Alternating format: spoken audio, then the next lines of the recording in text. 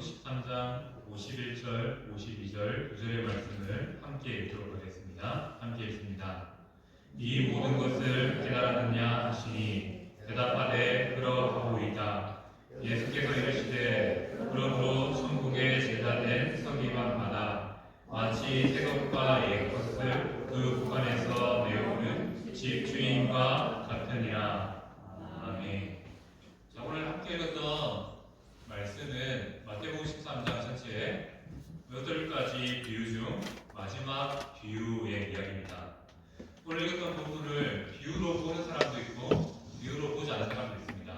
그래서 마태복음 13장에는 7가지의 천국 비유가 나온다라고 말하시는 분이 있고요. 그리고 오늘 본문을 포함해서 8가지의 비유가 나온다는 사람도 있습니다. 저는 8번째 비유로 보고 말씀을 좀 드리고자 합니다.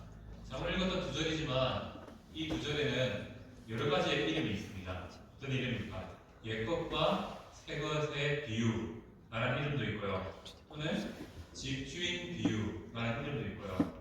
오늘 말씀의 제목처럼 천국의 제자된 서기관 비유라는 이름도 있습니다. 관점에 따라 이 비유의 이름이 조금 달라질 수 있습니다. 오늘은 뒤쪽 제일 말씀드렸던 천국의 제자된 서기관 비유라는 이름으로 오늘 주어진 말씀을 잠시 살펴보고자 합니다. 자, 오늘 비유의 배경은 집입니다. 이전에 밭에 망친 보아의 비유는 농업을 기반으로 했고요. 진주 비유는 상업을 기반으로 하고 있고 그물 비유는 어업을 기반으로 하고 있습니다. 하지만 마지막 8번째 비유는 집이라는 장소로 이동합니다. 집이라는 장소에서 이 모든 비유들을 결론 짓습니다. 그 결론을 짓는 질문이 무엇입니까? 예수님께서 제자들에게 질문하죠. 이 모든 것을 깨달았느냐? 라고 묻습니다. 여기서 말하는 이 모든 것은 무엇이겠습니까? 앞서 나왔던 마태복음 13장에 나온 7가지의 비유를 온전히 이해하겠느냐라고 제자들에게 물었습니다. 그때 제자들이 뭐라고 말합니까? 그러하오이다. 뭡니까? 이해했다는 겁니까? 이해 안 했다는 겁니까? 당연히 이해했다는 것이죠. 네, 맞습니다. 예수님께서 비유를 말씀하실 때 중간에 말씀하셨죠.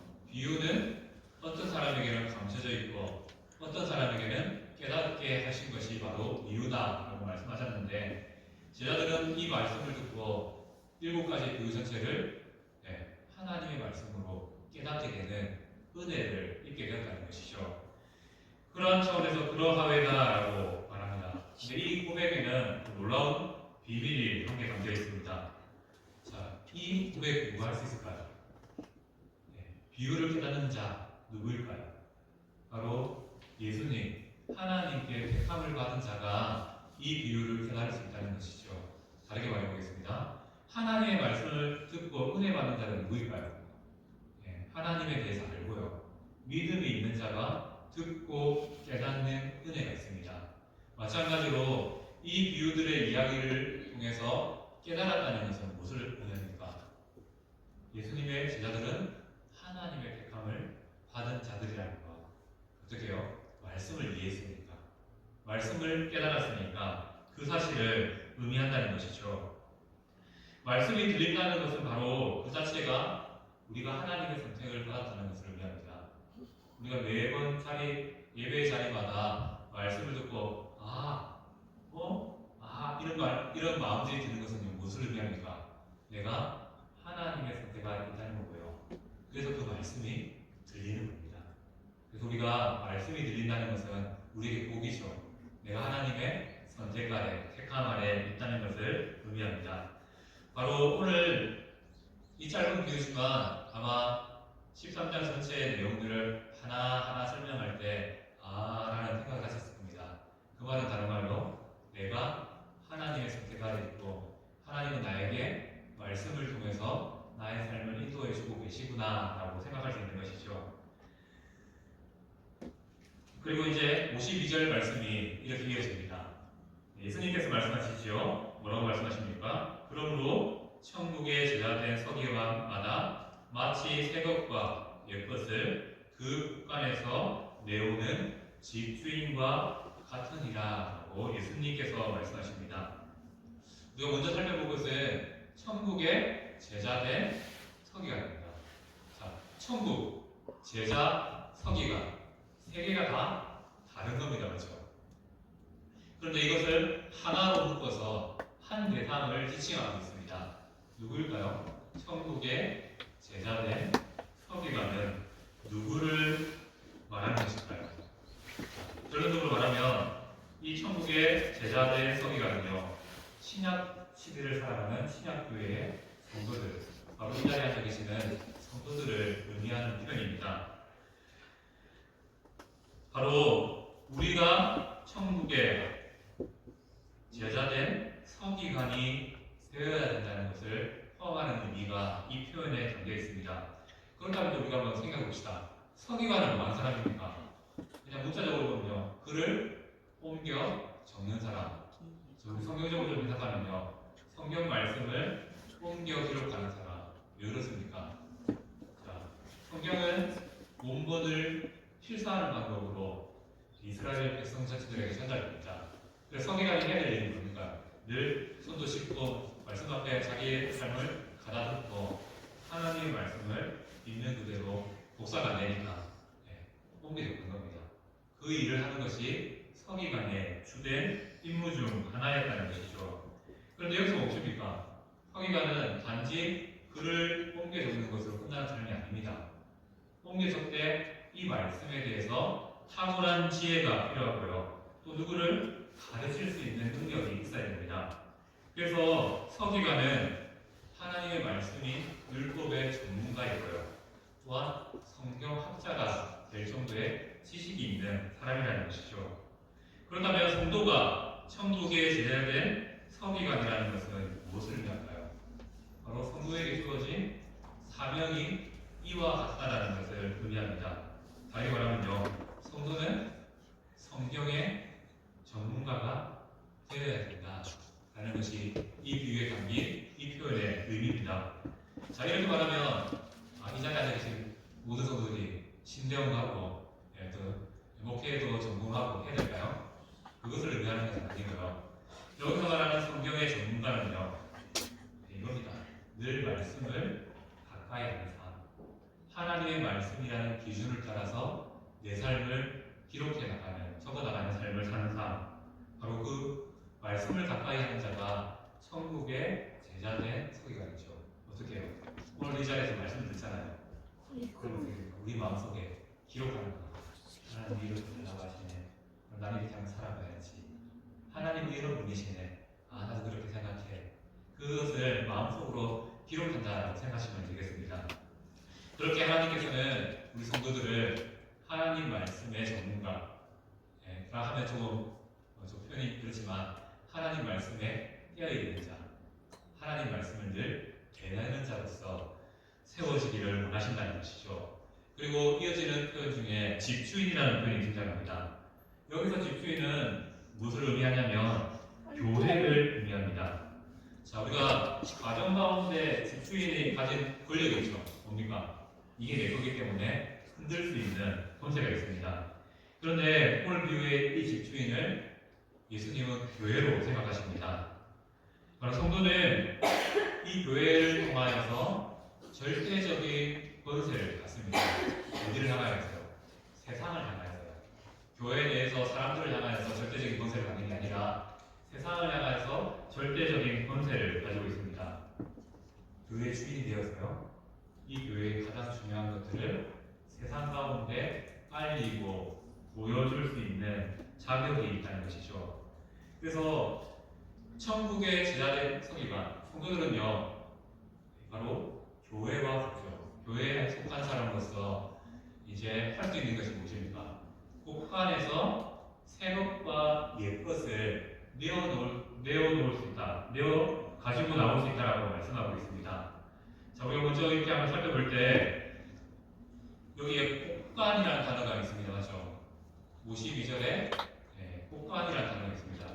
이 단어와 똑같은 단어가 어디 있냐면 천국은 마치 밭에 감추인 보화로 할 때 이 보화와 꽃간이 같은 단어입니다.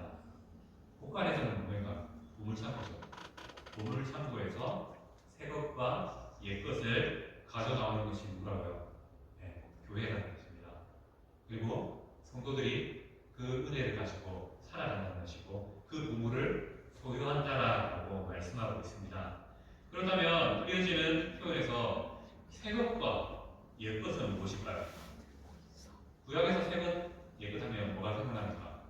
구약, 신약. 네, 맞습니다. 이겁니다. 바로 국가에서 누구죠? 국가는 바로 예수님을 의미합니다. 우리의 보물인 예수님을 의미하고요. 예수님으로부터 구약과 신약의 말씀을 내오는 것이 교회입니다. 근데 이 교회가 바로 천국의 제자된 서기관이라고 말씀하고 있는 것이죠. 자, 우리는 옛것을 한번 생각해 봅시다. 옛것은 구약으로서 구약에서도 천국에 대해서 말합니다. 그리고 천국의 원리를 말하는데 천국의 원리를 두 가지로 요약하죠. 사랑과 공의. 구약에서 말하는 천국은 사랑이 있고 공의가 있는 것이라고 말씀하고 있는 것이죠. 사랑은 무엇입니까? 하나님께서 한없이 우리를 품어주시는 것, 그것이 바로 사랑이죠. 공의는 무엇입니까? 우리의 죄악에 대해서는 단호하게 심판하시는 것, 그것이 공의입니다. 구약에서 말하는 천국은 바로 하나님의 하나님과 말씀대로 판단하시는 그 하나님의 모습이 천국에 불변하는 원리라고 말합니다. 그런데 이 원리가 신약에도 똑같이 이어지죠. 그런데 신약에는 누가 중간에 간섭하십니까? 예수님이시죠. 예수님을 통해서 이 사랑과 공의가 재해석되고 새롭게 적용되게 됩니다. 그래서 우리는 이 말씀을 어떻게 이해할 수 있냐면요. 우리가 예배 시간에 또는 자신의 경건의 시간에서 성경을 읽습니다. 때로는 구약 말씀도 듣고요. 신약 말씀도 듣습니다. 그런데 그 말씀의 핵심은 무엇일까요? 예수님의 이야기를 보물된 예수님을 듣는 겁니다. 그 보물된 예수님을 통하여서 우리가 값진 보물을 얻게 된다는 것이죠. 말씀의 은혜를 누리게 된다는 것입니다. 천국의 제자된 서기관은 누구일까요? 바로 말씀의 자리에서 말씀을 듣고 내 마음속에 내 삶 속에 말씀을 기록하는 자, 바로 우리들을 의미하는 것이죠. 바로 이 이름에는 우리의 존재하는 이유가 있습니다. 성도는요, 하나님의 말씀을 듣지 않고는 하루도 살 수 없다는 것이죠. 그리고 하나님의 말씀이 사라지면요, 하나님의 통치가 아니라 내가 주인된 삶을 살아갈 수밖에 없는 것이 바로 우리의 모습이라는 것을 말씀하고 있습니다. 하나님께서는 우리를 천국의 제자된 서기관으로 세우심을 통하여서 말씀을 통해서 감동받아 그 말씀의 인도 따라 살아갈 수 있는 복된 인생을 허락하셨습니다. 뿐만 아니고 그 말씀 속에 숨겨진 비밀이 천국을 깨닫게 하시고요. 천국의 비밀을 알고 살아갈 수 있도록 우리를 택하셨고 부르셨고 인도해 주셨다는 것을 이 짧은 말씀을 통해서 우리에게 말씀하고 있습니다. 자, 오늘 말씀 어떻게 결론을 지을 수 있을까요? 우리가 바로 천국의 제자된 서기관이다 라는 사실을 기억했으면 좋겠습니다. 내가 하나님 나라를 살기 위해서 예수님의 제자로 살기 위해서 나는 서기관의 삶을 살아야 됩니다. 어떻게요? 예배의 자리에서요, 조금 힘들 수 있습니다. 조금 마음이 무거울 수도 있고요. 때로는 어려울 수도 있습니다. 하지만 이 예배의 자리, 말씀의 자리를 사모하는 동안에서 어떻게든지 내가 하나님 말씀 가운데 끌리고 어떻게든 내 삶에 한 구절의 말씀이라도 새기려고 노력하면서 살아가는 삶, 어떻게든 하나님의 인도 아래 가려고 노력하는 삶, 그것이 바로 천국의 제자된 서기관의 비유라는 것이죠. 예수님께서 앞선 7가지 비유를 통해서 결국 말씀하고 싶었던 건 이겁니다. 천국을 소유한 자는 말씀을 품고 살아가는 자다. 그 삶의 은혜가 우리 이 자리에 함께 예배드리는 성도들 가운데 함께하길 바랍니다. 그리고 그때마다 들려주시고 새겨주시는 말씀이 많아서 우리의 마음에